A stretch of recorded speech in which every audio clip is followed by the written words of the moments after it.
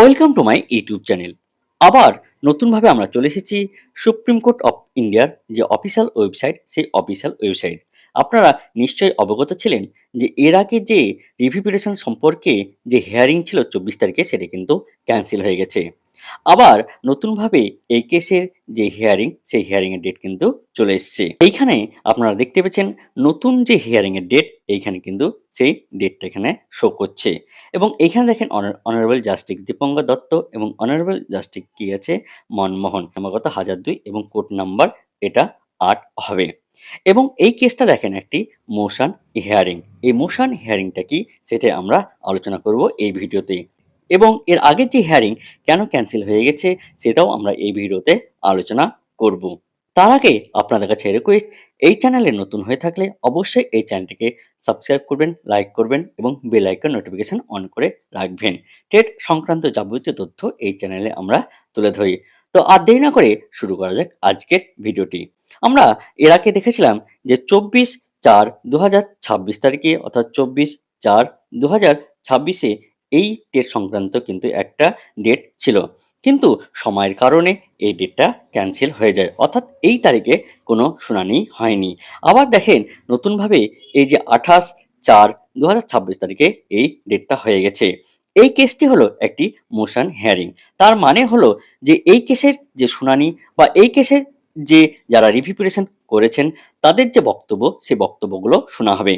বিভিন্ন রাজ্যে রাজ্য সরকার এবং বিভিন্ন শিক্ষক সংগঠন রিভিউ পিটিশন করেছে। এইখানে শোনা হবে যে এই যে কেসটি, এই কেসটিকে পরবর্তীকালে লিস্ট করা হবে কিনা। এটাই হলো মোশন হিয়ারিং, অর্থাৎ এইখানে পুরো বক্তব্যটাই শোনা হবে, তারপর এটা লিস্টিং হবে কিনা সেটা একবার দেখা হবে।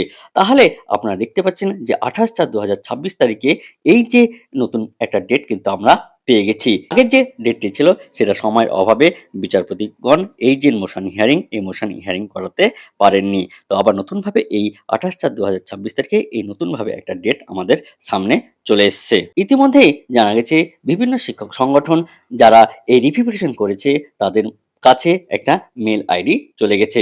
অর্থাৎ এই যে লিস্টিং ডেট, অর্থাৎ কোন কোন রিভিউ পিটিশনগুলো এই লিস্টিং ডেট অর্থাৎ 28/4/2026 তারিখে শোনা হবে, সেগুলো কিন্তু তাদের কাছে চলে গেছে, অর্থাৎ মেল আকারে। 28/4/2026 তারিখে কি কি হিয়ারিং হয় সেটা এখন দেখার বিষয়, সেই দিকে আমাদের সবার নজর থাকবে। এইখানে দেখেন যে ক্যাটাগরি, সেই ক্যাটাগরিটাও কিন্তু লেখা আছে যে কোন কোন ক্যাটাগরিতে এই শুনানি হবে, অর্থাৎ কি কি কারণগুলো এইখানে কিন্তু উল্লেখ করা আছে। তারপর যদি আমরা নিচের দিকে দেখি, তাহলে এই কেসের সাথে কোন কোন কেস ট্যাগ হয়েছে সেটাও কিন্তু আমরা এখান থেকে বৃত্তান্ত দেখতে পাবো, যে কোন কোন কেস বা কোন কোন যে রিভিউ পিটিশনগুলো ট্যাগ হয়েছে, এইখানে দেখেন সমস্ত কিছুই দেওয়া আছে। এইখানে দেখেন যে ট্যাগ নাম্বারগুলো আছে, অর্থাৎ কোন কোন রিভিউ পিটিশনগুলো এর সাথে ট্যাগ হয়েছে সেগুলো কিন্তু দেওয়া আছে। এইখানে দেখেন সজলদেব সহ বাকি যে রিভিউ পিটিশনগুলো আছে, সমস্তগুলোই কিন্তু এখানে ট্যাগ করা হয়ে গেছে। অর্থাৎ সমস্ত যে রিভিউ পিটিশনগুলো, সেগুলো কিন্তু একটা শুনানিতেই শোনা হবে, তার কিন্তু এইখানে আমরা লিস্ট দেখতে পেয়েছি।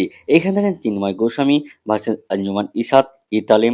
তারপরে দেখেন যদি আবারও নিচের দিকে আসি, এখানে দেখেন Jagdish Yadav versus the state of Maharashtra. এবং দেখেন এইভাবে যদি পুরোটাই আমরা দেখি, তাহলে এখান থেকে দেখেন লেখা আছে যে পিটিশনার নেম এবং রেসপন্ডেন্ট নেম। তারপর দেখেন আরো নিচের দিকে যদি তাকায়, এখানে দেখেন যে কেসটি ট্যাগ করা হয়েছে Ramesh Thakuram versus the state of Maharashtra. এইভাবে দেখেন পুরো কেসগুলোই কিন্তু আস্তে আস্তে ট্যাগ করা হয়ে গেছে। তো শিক্ষক সংগঠন এবং যে সজল দেবের যে কেস, সেই সজল দেবের কেসটাও কিন্তু এই একসাথে এখানে শোনা হবে। এখানে দেখেন যে পিটিশনার নাম, এখানে কিন্তু সেই পিটিশনার নাম দেওয়া আছে এবং যে রেসপন্ডেন্ট নাম, সেই রেসপন্ডেন্ট নামও কিন্তু এইখানে দেওয়া আছে। অর্থাৎ সমস্ত কেসগুলোই কিন্তু এইখানে ট্যাগ করা হয়ে গেছে। এখান থেকে দেখতে পাচ্ছেন যে এইখানে কিন্তু সেই পিটিশনার নাম এবং রেসপন্ডেন্ট নাম। আপনি চাইলেন যে অফিসিয়াল ওয়েবসাইটে গিয়ে এই যে ডায়েরি নাম্বার, সেই ডায়েরি নাম্বার অর্থাৎ 53434, এটা হলো ডায়েরি নাম্বার /2025। এই যে ডায়েরি নাম্বার যে পুট করে আপনি এই ট্যাগ অপশনে এসে আপনি এখানে দেখতে পারেন যে কোন কোন কেসগুলো এখানে ট্যাগ করা হয়ে গেছে। তো আশা করি এখানে সমস্ত কেসগুলোই ট্যাগ করা হয়েছে এবং যে বিভিন্ন যে শিক্ষক সংগঠন, তাদের কাছে এই যে ট্যাগ করার যে অর্থাৎ এই যে শুনানি ২৮/৪/২০২৬ তারিখে হবে তাদের কাছেও কিন্তু এই মেইল চলে গেছে। তাহলে আপনি দেখতে পাচ্ছেন যে এখানে সমস্ত কেসগুলো কিন্তু আস্তে, আস্তে ট্যাগ করা হয়েছে। তো ২৮ তারিখে কি হয় সেটা এখন দেখার বিষয় যে এই যে শুনানি, এই শুনানিতে এই কেসটিকে আরো লিস্ট করা হবে না কি হবে সেই সংক্রান্ত কিন্তু এর পরবর্তী ভিডিওতে আমাদের তথ্য থাকবে। তাই আপনাদের কাছে রিকোয়েস্ট এই চ্যানেলে নতুন হয়ে থাকলে এর সম্পর্কিত যাবতীয় তথ্য পেতে অবশ্যই এই চ্যানেলটিকে সাবস্ক্রাইব করে রাখবেন। আজকের ভিডিওটি এই পর্যন্ত। এর পরের ভিডিওতে আবার আপনার সাথে দেখা হবে। ধন্যবাদ।